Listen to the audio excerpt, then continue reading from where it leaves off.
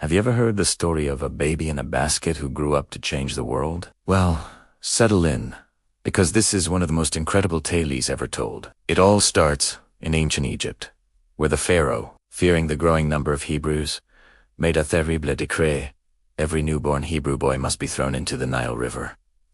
But one mother, desperate to save her son, had a brave idea. She placed a beautiful baby boy in a waterproof basket and set him afloat among the reeds of the riverbank. She trusted God to protect him. As fate would have it, who should come down to the river to bathe?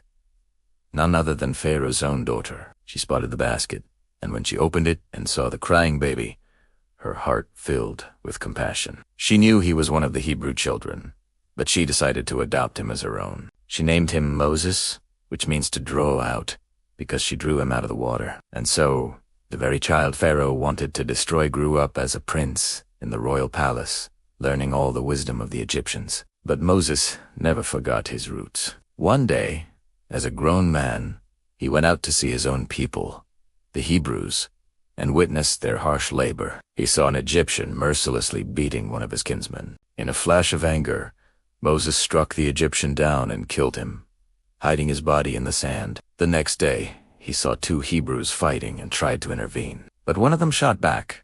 "Are you going to kill me like you killed the Egyptian?" Moses was terrified. His secret was out. He knew that if Pharaoh found out, his life would be over. So, he did the only thing he could. He fled. He ran far away from Egypt, all the way to the land of Midian. There, in the vast, quiet desert, Moses' life took another dramatic turn. The prince of Egypt became a humble shepherd. He married a woman named Zipporah and tended his father-in-law's flocks. For 40 long years, he lived a simple, solitary life under the endless sky, wandering the wilderness. He probably thought his old life was over, that his destiny was just to be a forgotten shepherd. But God had a much bigger plan, a plan that had been in motion since the day he was placed in that basket. One day, while leading his flock near Mount Horeb, the mountain of God, Moses saw something extraordinary. It was a bush completely engulfed in flames, yet it wasn't burning up. The leaves weren't turning to ash. The branches weren't charring.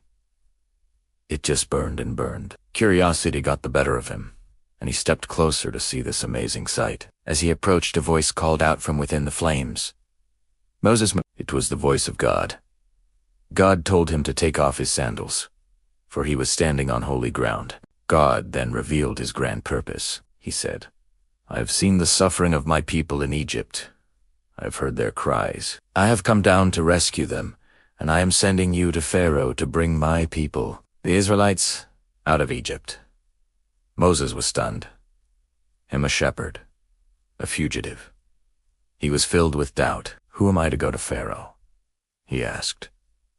He made excuses. He said the people wouldn't believe him. He even told God he wasn't a good speaker, that he was slow of speech and tongue. It was a fright.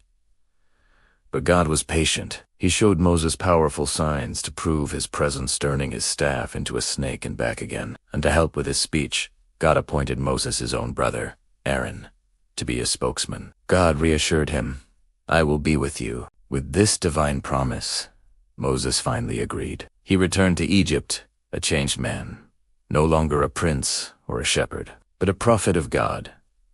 When Moses and Aaron stood before Pharaoh and demanded, "Let my people go," Pharaoh's heart was hardened. He refused. And so began a series of 10 devastating plagues, each one a powerful demonstration of God's authority over the gods of Egypt. First, the Nile River, the lifeblood of Egypt, turned to blood. Then came a plague of frogs, covering every inch of the land. They were followed by swarms of lice, and then clouds of flies that tormented the Egyptians. A terrible disease struck their livestock, while the Hebrews' animals were spared. Then, painful boils broke out on the people. A storm of fire and hail rained down from the sky, destroying crops. What the hail didn't destroy, a massive swarm of locusts devoured. A thick, oppressive darkness then fell over Egypt for 3 days. A darkness so complete you could feel it. Still, Pharaoh refused. Finally, God announced the 10th and most terrible plague, the death of every firstborn son in Egypt, from the son of Pharaoh on his throne to the son of the lowless servant. But God provided a way of escape for his people. He instructed each Israelite family to take a perfect lamb and paint its blood on the doorposts of their homes. When the angel of death passed over Egypt that night, it would pass over every house marked with the blood, sparing the firstborn inside. This event is called the Passover, and it's still remembered to this day. That night, a great cry rose up from Egypt. There was not a house without someone dead. Pharaoh, finally broken, summoned Moses and Aaron in the middle of the night and begged them to leave, to take their people, their flocks, everything, and go. The Israelites left in a hurry, more than 600,000 men, plus women and children, a great multitude freed from 400 years of slavery. But their trial wasn't over. Pharaoh, in a final act of defiance, changed his mind and sent his army, with its powerful chariots, to chase them down. The Israelites found themselves trapped between the charging Egyptian army and the vast Red Sea. They were terrified, but Moses told the people, "Do not be afraid. Stand firm and you will see the deliverance the Lord will bring you today." Then, as instructed by God, Moses raised his staff over the water. A strong east wind blew all night, and the sea parted, creating a dry path right through the middle, with walls of water on either side. The Israelites walked through the sea on dry ground. When the Egyptians tried to follow, God told Moses to stretch out his hand again. The walls of water crashed down, swallowing the entire Egyptian army. Not one of them survived. On the other side, Safan freed the Israelites, celebrated. This incredible story of deliverance isn't just history. It's a picture of how God can deliver us.